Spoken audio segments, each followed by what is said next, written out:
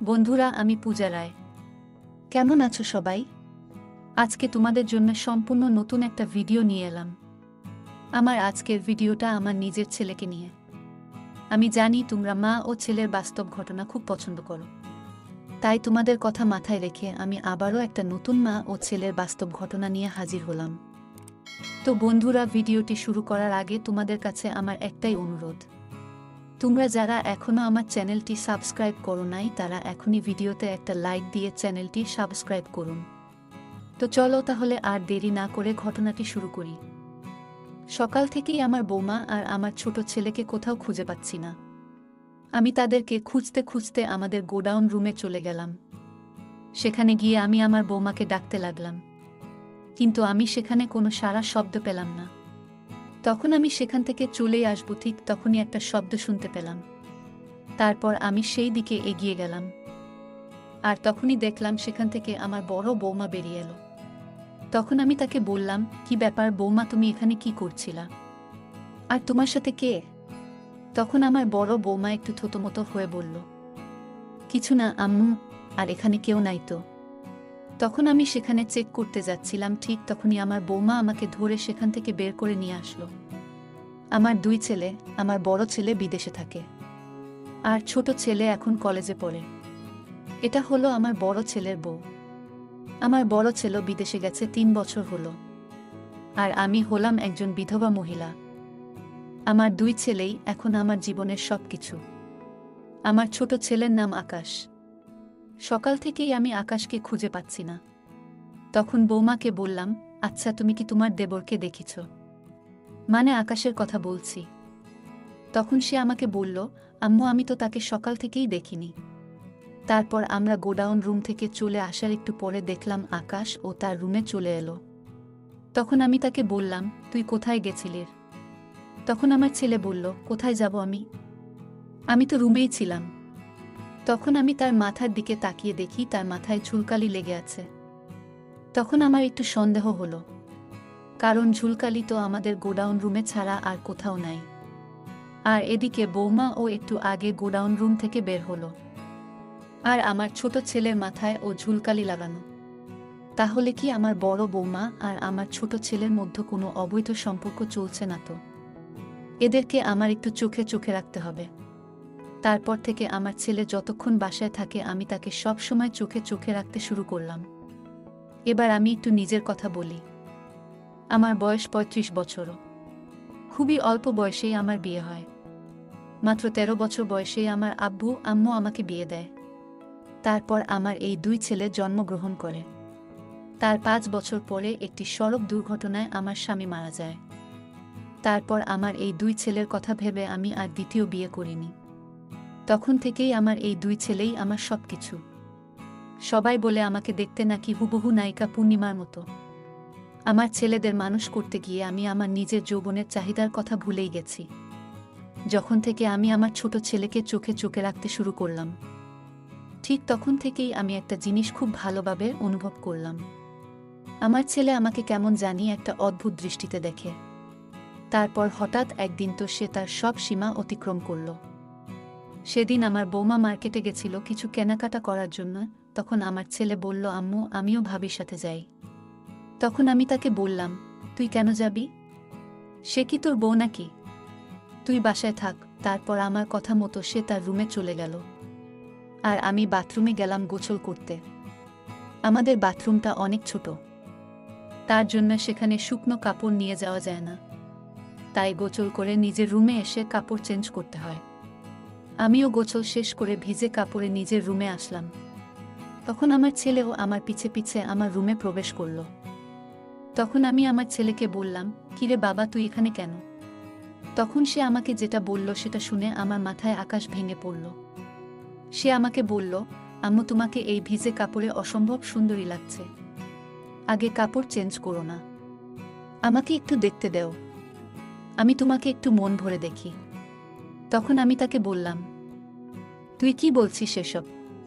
তোর কি মাথা ঠিক আছে? তারপর আবার বললাম, তুই এখন আমার রুম থেকে বের হয়ে যা, আমি এখন কাপড় চেঞ্জ করব। তখন আমার ছেলে যেটা বলল সেটা শুনে তো আমি রীতিমতো হতভম্ব হয়ে গেলাম। তখন সে আমাকে বলল, আম্মু তুমি কাপড় চেঞ্জ করো। আমি আছি, তাতে কি হয়েছে? আমি কি আর বাইরের কেউ নাকি? আমি তোমাকে একটু মন ভরে দেখি। তখন আমি একটু রাগ দেখিয়ে তাকে বললাম, আমি ভালোভাবে বলছি, তুই আমার রুম থেকে বের হয়ে যা। তখন আমার ছেলে মনে কষ্ট নিয়ে আমার রুম থেকে বের হয়ে গেল, আর আমি আয়নার সামনে দাঁড়িয়ে নিজেকে দেখতে লাগলাম। নিজেকে দেখে নিজেই অবাক হতে লাগলাম। সত্যিই আমাকে অসম্ভব সুন্দরী লাগছে। তখন আমি বুঝতে পারলাম আমার ছেলে আমার এই সৌন্দর্যের প্রেমে পড়েছে। তারপর থেকে লক্ষ্য করলাম, আমার ছোট ছেলে এখন আর তার ভাবির দিকে তাকায় না। সে সবসময় আমার দিকে তাকিয়ে থাকে। এটা দেখে আমারও খুব ভালো লাগে। নিজের প্রতি নিজেরই গর্ব হয়। কারণ বাড়িতে একটা যুবতী সুন্দরী মেয়ে আছে, আমার বড় ছেলের বউ। কিন্তু আমার ছোট ছেলে তার দিকে না তাকিয়ে সে আমাকে দেখছে। তাহলে আমি সত্যিই অনেক সুন্দরী। তারপর হঠাৎ একদিন আমার ছেলে তার সব সীমা অতিক্রম করল। আমার বৌমা আমাকে বলল, আম্মু আমার আব্বু খুবই অসুস্থ, তাই আমি একটু বাবার বাড়ি যাচ্ছি। তখন আমি বললাম, চলো তাহলে আমি ও তোমার সাথে যাই। তখন সে আমাকে বলল, আম্মু আপনি গেলে আকাশকে রান্না বান্না করে দেবে কে? তাই আপনার যাওয়া লাগবে না। তখন আমি ভেবে দেখলাম, তাই তো বৌমা চলে যাচ্ছে, আর আমিও যদি চলে যাই তাহলে আকাশকে রান্না বান্না করে দেওয়ার মানুষ থাকবে না। তখন আমি বৌমাকে বললাম, ঠিক আছে তাহলে তুমি গিয়ে দেখে আসো, কিন্তু কি অবস্থা সেটা আমাকে ফোনে জানাবে। কিন্তু অবস্থা অনেক খারাপ হলে আমি চলে আসব। তখন বৌমা বলল, ঠিক আছে আম্মু। তারপর খাওয়া দাওয়া শেষ করে আমার বৌমা তার বাবার বাড়ি চলে গেল। তারপর ঘটল আসল ঘটনা। বৌমা চলে যাওয়াতে বাসায় আমি আর আমার ছোট ছেলে ছাড়া আর কেউ নাই। তখন ছেলে সব সীমা অতিক্রম করতে শুরু করল। সে আগে আমাকে লুকিয়ে লুকিয়ে দেখত, কিন্তু এখন যেহেতু বাসায় আর কেউ নাই, তার জন্য সে সরাসরি আমাকে দেখতে শুরু করল। তার এই চাহনিতে আমি খুব একটা অস্তিত্বে পড়ে গেলাম। কিন্তু একটা জিনিস ভেবে আমার খুব ভালো লাগছে যে আমার ছেলের মতো যুবক ছেলে ও আমাকে অপলক দৃষ্টিতে দেখছে, তাহলে আমি দেখতে আসলেই কতটা সুন্দরী। এটা ভেবে আমার খুব ভালো লাগছে। কিন্তু সারাদিন এসব চললে ও রাতে ঘটল আসল ঘটনা। সন্ধ্যায় আমি রান্না বান্না শেষ করলাম। তারপর রাতে আমি আমার ছেলেকে বললাম, আয় বাবা খেতে আয়। তখন আমার ছেলে আমার সাথে খেতে আসলো। আমরা দুজনে একসাথে ভাতও খাচ্ছিলাম। কিন্তু আমি একটা জিনিস অনুভব করলাম, আমার ছেলে আমার দিক থেকে তার চোখই সরাচ্ছে না। তখন আমি তাকে বললাম, কি দেখছিস আমাকে? মন দিয়ে ভাত খা। তখন আমার ছেলে বলল, আম্মু তুমি এত সুন্দরী কেন? ছেলের মুখে এই কথা শুনে আমি খুবই লজ্জা পেলাম। তারপর আমরা দুজনেই খাওয়া শেষ করে যে যার রুমে চলে গেলাম। তারপর যখন আমার হালকা হালকা ঘুম আসলো, তখন আমি অনুভব করলাম আমার পাশে কেউ একজন আছে। তখন আমি চোখ খুলতেই দেখি আমার পাশে আমার ছেলে শুয়ে আছে। তখন আমি খুব ভয় পেলাম আর আমার ছেলেকে বললাম, কি রে তুই এত রাতে আমার রুমে কেন? তখন আমার ছেলে আমার হাতটা ধরে বলল, আম্মু তুমি আজকে আমাকে বাধা দিও না প্লিজ। আমি তোমার সৌন্দর্যের প্রেমে পড়ে গেছি। দেখো বাসায় কেউ নাই, তুমি আজকে একবারের মতো আমাকে বক করতে দাও। আমি কথা দিচ্ছি এই কথা কেউ কখনো জানবে না। তখন আমি তার গাকে একটা থাপ্পড় বসিয়ে দিয়ে বললাম, তুই কি বলছিস এসব? আমি তো মা। তোর নিজের আম্মুকে কুপ্রস্তাব দিতে তোর লজ্জা করছে না? তুই তো মানুষ নেই, তুই একটা জানোয়ার হয়ে গেছিস। আরে আমি তোকে এই পেটে ধরেছি, আর তুই আমাকে এমন কথা বলছিস?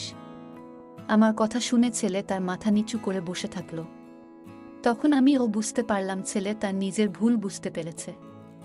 তখন আমি তাকে আবার বললাম, দেখ বাবা তুই আমার ছেলে, আমি তোকে একটা ভালো সুন্দরী মেয়ে দেখে বিয়ে দিয়ে দেব। তুই আমাকে যেটা বলছিস এটা অনেক বড় পাপ। তখন আমার ছেলে বলল, আম্মু আসলে আমার অনেক বড় ভুল হয়ে গেছে। তখন আমি বললাম, ভুল আমার হয়েছে, তোকে এতদিন বিয়ে দিয়ে দেওয়া উচিত। কালই আমি তোর জন্য মেয়ে দেখতে যাব। তারপর আমার ছেলেকে বললাম, এখন তুই তোর রুমে যা।